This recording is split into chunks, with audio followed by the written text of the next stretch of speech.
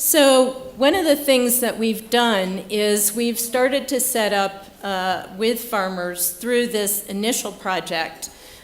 We've provided them with thermometers for measuring the maximum and minimum temperatures on a daily basis, and then also rain gauges. And as you can see in the photo, in that center photo, that equipment is put right next to the farmer's field.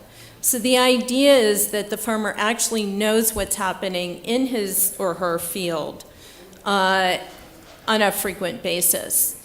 And we've trained some people on how to use this. And we've kind of we've placed this equipment locally and trained farmers locally so they can discuss these things with other farmers in the area, and other farmers can come see them. But I think one of the things that's been a really good part of this experience is that we've also provided training on recording this information, and so that farmers actually know what's going on and they see patterns. For instance, one of the people that we trained, one of the weather monitoring attendants that we trained, whose name is Jethro Sianyiniti, who's based in Manyema in Kazungula, I practice that a lot, has noticed that when the temperature goes down by a degree or two, that it's going to rain in the coming day. So not only can the farmer record what's happening, but can actually predict with some degree of accuracy what is going to happen. Now, you can say, well, it's not going to be all that accurate. It's not going to be as accurate as satellite information. He's not going to know exactly when it's going to rain. He's not going to necessarily know how much it's going to rain. But he can keep track of it, and he can record it, okay? Now, the weather equipment that we're using, that I showed you here, this costs approximately $250 to install. And that means, to order and pay for and put it in. So very, very cost effective, very low tech, but something that builds awareness and builds understanding amongst farmers who basically had no information to begin with and were not even paying attention to the issue. And also, farmers who are not receiving information from other sources very much of the time. So what are the opportunities in this? First of all, the system doesn't rely on weather bulletins coming from large cities like Lusaka or Livingston, that may not have information that relates very much to the farmers in this area because they're very far away from there and the weather systems and patterns are different. They're gathering context-specific information and they know how to manage that information and how it relates to their own requirements. So for instance, if it doesn't rain for, say, 5 to 10 days, farmers can actually know that it's going to have an impact on their crops, if it keeps up after a certain point. So that's important information, okay?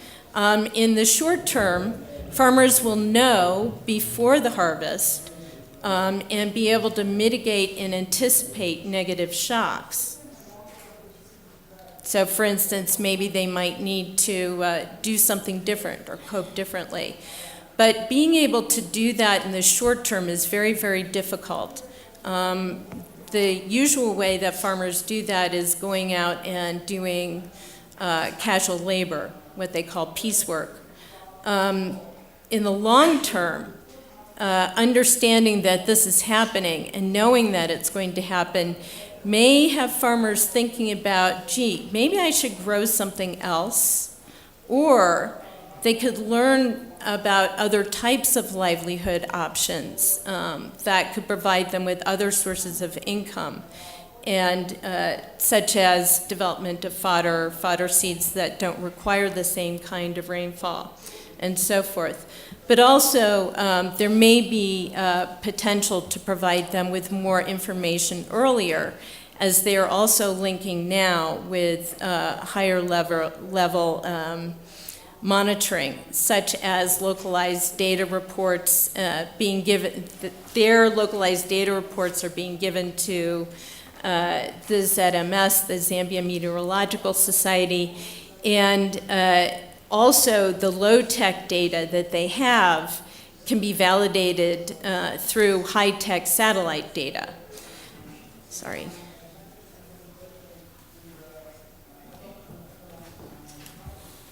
So there's a potential to use this with micro-insurance systems.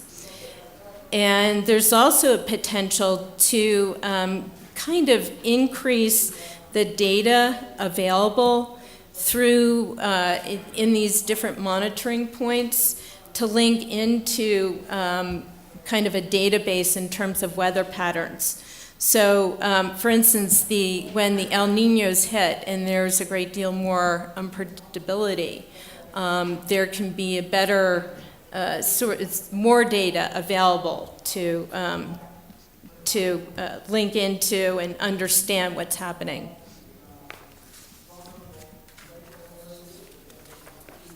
Now, it's interesting, after some time, what's happening is that farmers have had some responses to all of this.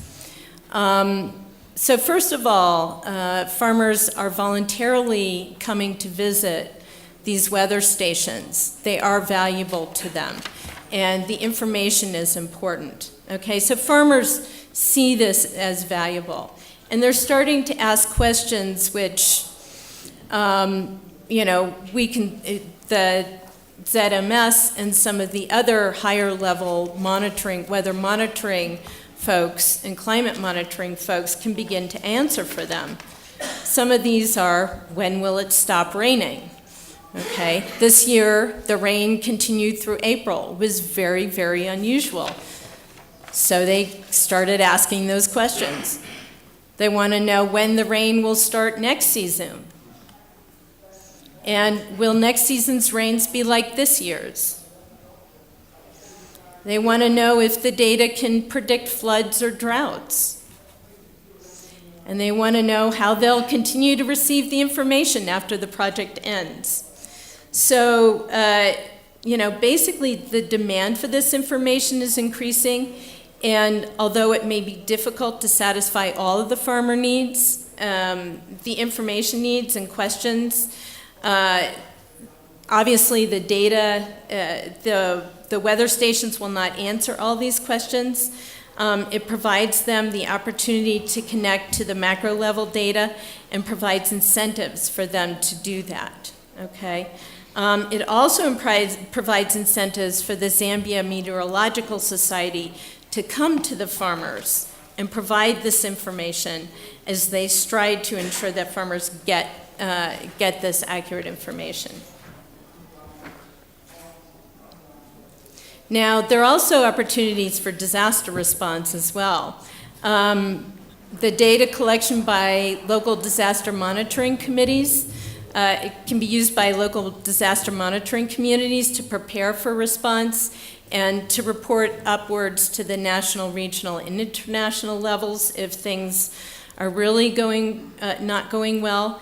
And then also there can be forecasting of crop harvests at the national level if it's understood that rainfall is deficit in local areas where farmers are producing. And farmers can prepare for some of these deficits in their own areas and take mitigation actions as needed. Sorry, Mara, if you could wrap up. Yeah, I'm almost done. So our next steps are going to be an expansion of the weather monitoring activities. We're going to start using some higher quality equipment that is going to be more accurate. So we're going to scale up, use better equipment, and we're going to initiate something very shortly called Farmer Weather Field Schools that are going to be linked to these meteorological stations. And finally, we're going to expand awareness of positive mitigation options and diversification to build resilience. And I think one more point, which is going to link to Vijay's discussion of microinsurance. To date, there has not been any microinsurance available in Zambia, but potentially there will be in the short term. So there'll be an immediate potential use for this, hopefully in the near future, where farmers can take the information they have and bring it to microinsurance and the documentation and show that there have been these problems in their fields, not just that, that there's actually been a shock. Thank you. Thank you, Mala.